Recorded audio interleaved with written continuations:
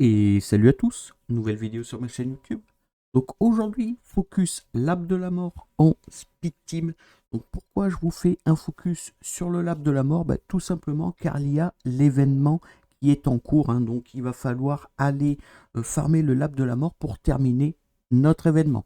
Donc dans cette vidéo, je vais vous présenter la composition avec laquelle je passe le lab de la mort en entre guillemets speed team. Pourquoi je dis entre guillemets? Parce que pour ma part, je le passe en 1,04 et je considère que si je passe pas en dessous d'une minute, c'est pas trop une speed team. Mais bon, pour certains, ça va être rapide. Pour d'autres, c'est plutôt assez lent.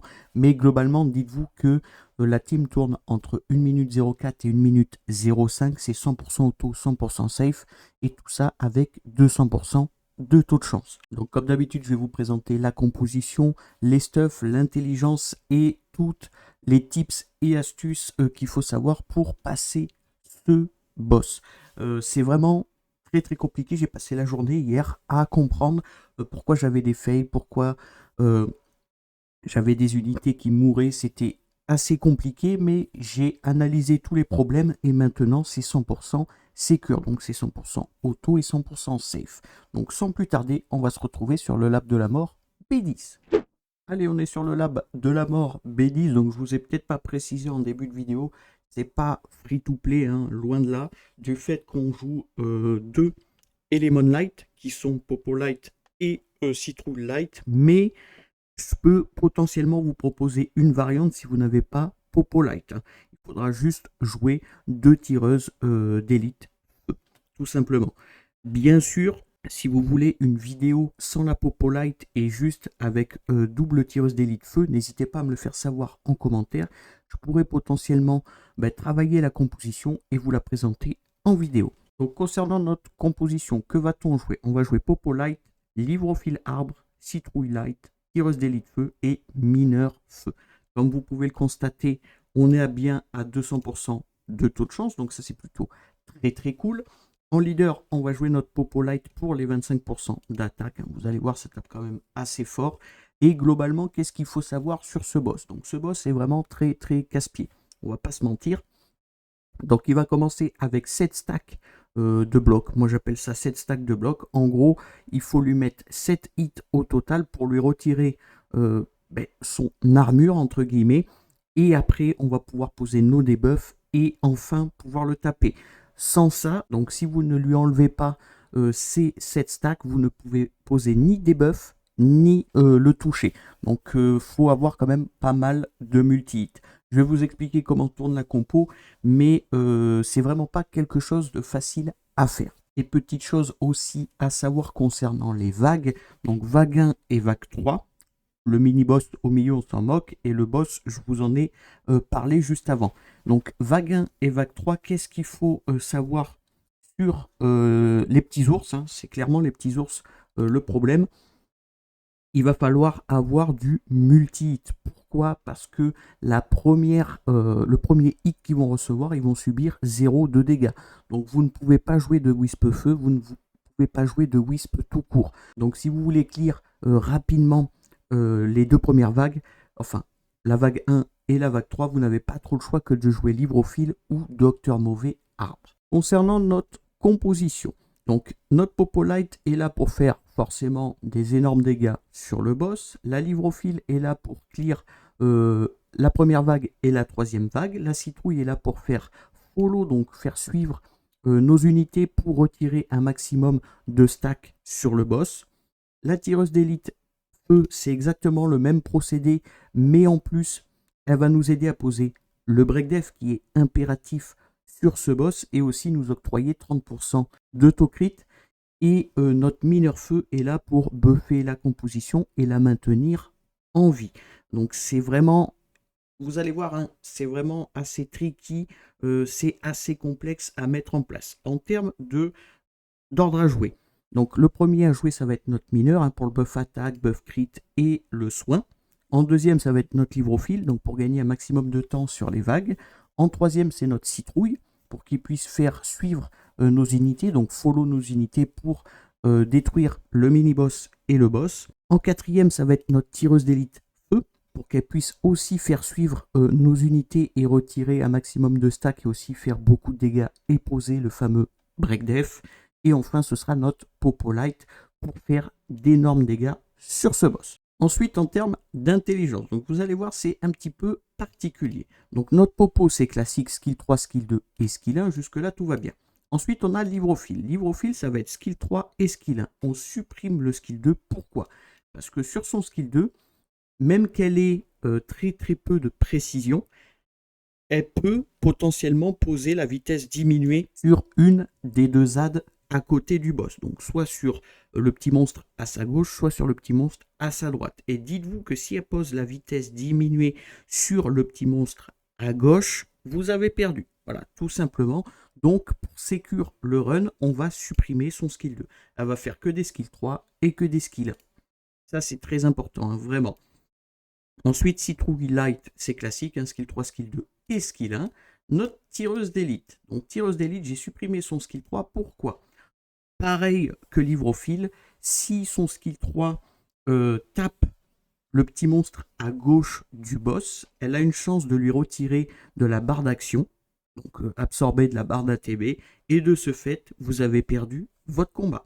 Donc on va supprimer son ultime, on va juste faire skill 2 en priorité, et son skill 1. Et enfin, notre mineur c'est classique, skill 3, skill 2 et skill 1. Donc faites quand même très attention à l'intelligence de la composition. Si vous ne respectez pas ça, vous allez perdre et vous n'allez pas comprendre pourquoi. Moi, j'ai passé toute la journée d'hier à comprendre chaque fail que j'ai pu faire. Et du fait que j'ai pu modifier l'intelligence de mes éléments, ben, ça passe à 100% à chaque fois. Donc ça, c'est plutôt très cool. Mais faites quand même très attention à ne pas mettre l'ultime de notre tireuse d'élite. Il faut le supprimer. Et le skill 2 de Livrophile, il faut aussi le supprimer. Ensuite, concernant le stuff des éléments. Donc notre Popo, on va la jouer en double set fatal avec un set break. Donc qu'est-ce qu'on veut sur notre Popo? On veut 70 de taux crit. Pourquoi? Parce que la tireuse d'élite nous octroie 30% de taux crit et notre mineur aussi. Donc on n'a besoin que de 70% de taux crit.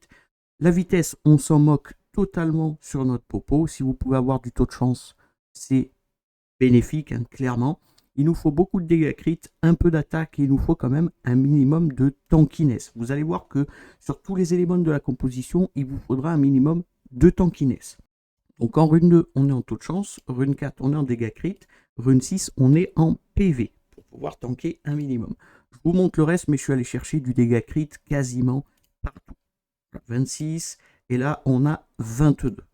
Donc globalement, hein, notre cavalière Popo, c'est le plus gros DPS qu'on a. Comme je vous ai dit tout à l'heure, on peut potentiellement la remplacer par une autre tireuse d'élite. Bien sûr, si vous voulez la vidéo, n'hésitez pas à me le dire en commentaire. Ensuite, Livrophile arbre. Donc comment on la stuff? La mienne est en double set puissant avec un set fatal. Pareil, il lui faut 70% de taux crit, hein, on n'a pas besoin de plus. Du dégât crit, 207% pour ma part. Un peu de taux de chance si vous pouvez. Pas de précision, hein, je le précise encore une fois. Évitez de mettre de la précision, mais globalement, si vous supprimez son skill 2, ça pose aucun problème. Il vous faudra de la vitesse pour qu'elle puisse jouer deuxième et un maximum d'attaque. Donc moi, la Galet 7 inspirée, elle est à 2227 plus 664 de 7 inspirée, ce qui fait un total de 2891. Là, je one-shot tout le temps à 100% les vagues, donc vague 1 et vague 3. Ensuite, notre citrouille. Donc notre citrouille, elle va être en triple 7 inspirée, ça reste assez classique. Qu'est-ce qu'il faut sur notre citrouille? Il faut qu'elle joue troisième, donc un petit peu de vitesse quand même. Il lui faut de la précision, hein, absolument, pour poser l'anti-heal et aussi poser potentiellement un break def. Du taux de chance si vous pouvez vous permettre et un minimum d'attaque. Donc je conseille quand même minimum 2000 d'attaque pour qu'elle puisse faire suivre un maximum d'unités, donc un maximum d'éléments de votre composition. Donc en rune 2, on est en attaque pour 100, rune 4, attaque pour 100, rune 6, précision. Je vous montre le reste, hein, vous allez chercher précision avec un petit peu de tankiness, un peu de taux de chance, un peu de vitesse, et si vous pouvez avoir de l'attaque, c'est bénéfique. Ensuite, notre tireuse d'élite feu. Donc elle est aussi un petit peu particulière. Pourquoi? Parce qu'il va nous falloir de la précision dessus avec du DPS. Donc pourquoi il nous faut de la précision? Parce que si on ne pose pas de break def sur ce boss, bah, on a clairement perdu. Donc on n'a pas trop le choix. Donc elle est en double set inspiré, un set break. On va chercher comme tout le monde 70% de taux crit, un peu de dégâts crit, du taux de chance si vous pouvez vous permettre, de la précision, donc 79%. Moi je pose à chaque fois le break def, donc c'est suffisant même largement. Un peu de vitesse pour pas qu'elle joue dernière, hein, mais bon, vous n'avez pas trop besoin de vitesse. L'avantage de ce donjon, c'est que la vitesse, on s'en moque un petit peu, clairement. Et il lui faut un minimum d'attaque. Donc rune 2, taux de chance, rune 4, dégâts crit, rune 6, précision. Je vous montre le reste, mais voilà, c'est taux crit, dégâts crit, précision, taux de chance quasiment partout, avec un petit peu de vitesse et un petit peu de tankiness. Donc je ne vous ai pas précisé, mais la livrophile a 8000 plus 8696 de PV. Faites attention à ça, il vous faudra quand même un minimum de tankiness sur vos unités et 377 de défense. Pareil pour la citrouille, hein, elle a un minimum de PV, un minimum de défense. Et notre tireuse d'élite, on s'en moque un petit peu. C'est peut-être l'élément qui a besoin, le moins de tankiness. Pourquoi? Parce qu'elle a l'avantage élémentaire tout simplement. Et enfin, notre mineur d'horloge, on va le jouer en triple set inspiré, ça reste classique. Qu'est-ce qu'on veut dessus? On veut de la vitesse pour qu'il puisse commencer premier. Surtout pas de précision. Pourquoi? Parce que sur son skill 1, il peut poser une vitesse diminuée. Et encore une fois, si vous posez une vitesse diminuée, vous avez perdu. Et du taux de chance, un maximum de taux de chance pour qu'il puisse octroyer les 3 buffs, donc tout crit, buff attaque et le soin continu. Ça, c'est impératif. Donc rune 2, taux de chance, rune 4, défense pour cent, rune 6, PV pour cent. Je vous montre le reste, un taux de chance, dev vitesse. Là, on a vitesse, taux de chance, PV. Et là, taux de chance, PV, vitesse. Et normalement, ça suffit. Et pareil, un minimum de tankiness, donc plus 9303 de PV et plus 706 de défense. Donc globalement, ce donjon est quand même assez casse-pied à faire, mais si vous avez suivi tout ce que je vous ai dit depuis le début, normalement, il n'y aura pas de difficulté ni de fail. Donc faites hyper attention à la tankiness de vos unités, forcément à l'ordre à jouer de la composition. Aussi, faites très attention à l'intelligence de vos unités, à ne pas mettre de précision sur votre mineur et sur votre livrophile, et normalement, tout va très bien se passer. Donc comme d'habitude, on va se lancer un petit run. Je vais en lancer un premier en slow pour vous expliquer tout ce qui se passe dans le match contre le lab de la mort.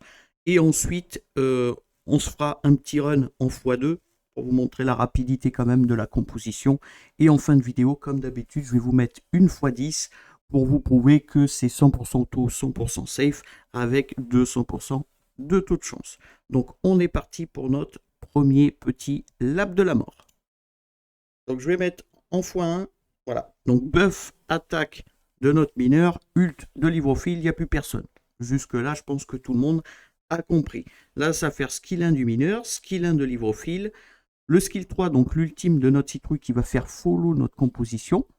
La tireuse d'élite va poser le break def. Là, elle va faire un skill 2 pour faire follow tout le monde. Et il n'y a plus de mini-boss. Vague 3, buff attaque du mineur, ult de livrophile, il n'y a plus personne. Bon, jusque-là, c'est assez simple à comprendre. Arrivé devant le boss, skill 1 du mineur, skill 1 de livrophile, ult de notre citrouille qui fait follow et réduire à 0 les blocages, skill 2 de notre tireuse d'élite pour poser le break def, et ult de notre popo pour taper très fort sur le boss. Donc tour 2, arrivé sur le boss, buff attaque de notre mineur, skill 1 de livrophile, skill 2 de notre citrouille qui enlève les stacks. Derrière, notre tireuse d'élite fait un skill 1 pour retirer les stacks de l'ennemi, enfin du boss, et un skill 2 de notre popo qui tue une première barre sur le lab de la mort. Là, je me suis un petit peu perdu, hein, ça va quand même assez vite, même en x1. Globalement, on va prendre la provocation de la de gauche, c'est exprès, hein, c'est quasiment obligatoire de la prendre avec cette composition, je le précise. Et globalement, si on survit à ça, derrière, notre livrophile refait un ultime, notre citrouille fait follow la composition, notre tireuse d'élite fait un skill 2 pour faire follow et taper la composition, et notre popo light termine le boss. Donc je vais vous le mettre en x2, ce sera peut-être plus facile à analyser, mais globalement, normalement, je vous ai expliqué tout ce qui va se passer. Donc, vous inquiétez pas, hein, c'est normal que l'AD de gauche nous provoque, mais du fait qu'on a le mineur qui nous pose un soin continu sur tout le monde, on ne risque strictement rien. Pareil, j'ai augmenté les PV et la def de toutes mes unités. Pourquoi? Parce que ça peut arriver que le mineur rate un soin continu, et de ce fait, normalement, vous devriez mourir, mais du fait qu'on ait capé, enfin capé entre guillemets, hein, du fait qu'on a quand même pas mal de PV et de def sur nos unités, ils ne mouriront pas et tueront à chaque fois le boss. Donc là, enfin, on a une 42. Je vais vous montrer un petit run en x2. Allez, je vais mettre ça en x2, parfait. Donc buff attaque, skill 3 de Livrophile, il n'y a plus personne. Skill 1 de Miller, skill 1 de mineur, pardon, skill 1 de Livrophile, follow de la citrouille, il y a le break def. Skill 2 de tireuse d'élite, il n'y a plus personne. Buff attaque, skill 3 de Livrophile, il n'y a plus personne. Et devant le boss, c'est assez dur à expliquer. Skill 1, skill 1, skill 3 de citrouille, skill 2 de tireuse d'élite pour le break def, skill 3 de notre popo. Voilà, ça tape très fort. La buff attaque, skill 1 de Livrophile, skill 3, enfin skill 2 de citrouille, skill 1 de tireuse d'élite pour enlever les dernières stacks et skill 2 de popo, et ça tue tout le monde.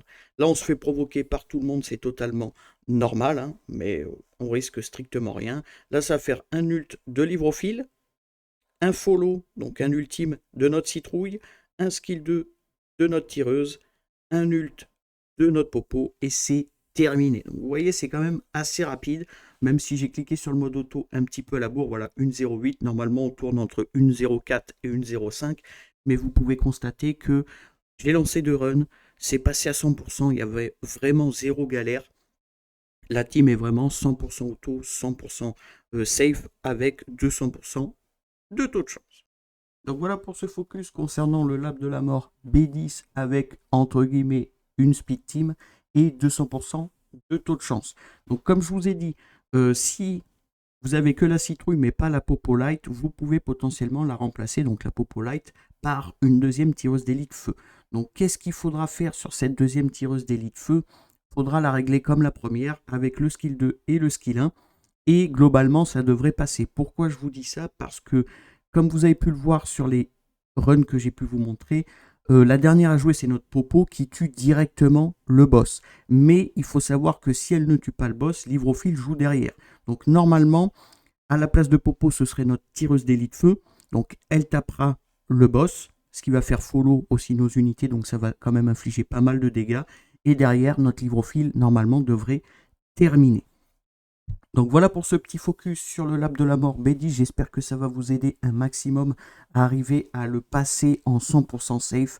Moi c'est bon, j'ai la team, je ne peux pas sauvegarder les stuffs, mais globalement la vidéo est là aussi pour ça, hein, pour sauvegarder mes stuffs, du fait qu'on est très limité là-dedans. Donc voilà, vous avez juste à faire du copier-coller et normalement vous allez passer au lab de la mort B10 en 100% safe. Donc ça c'est plutôt un très bon point.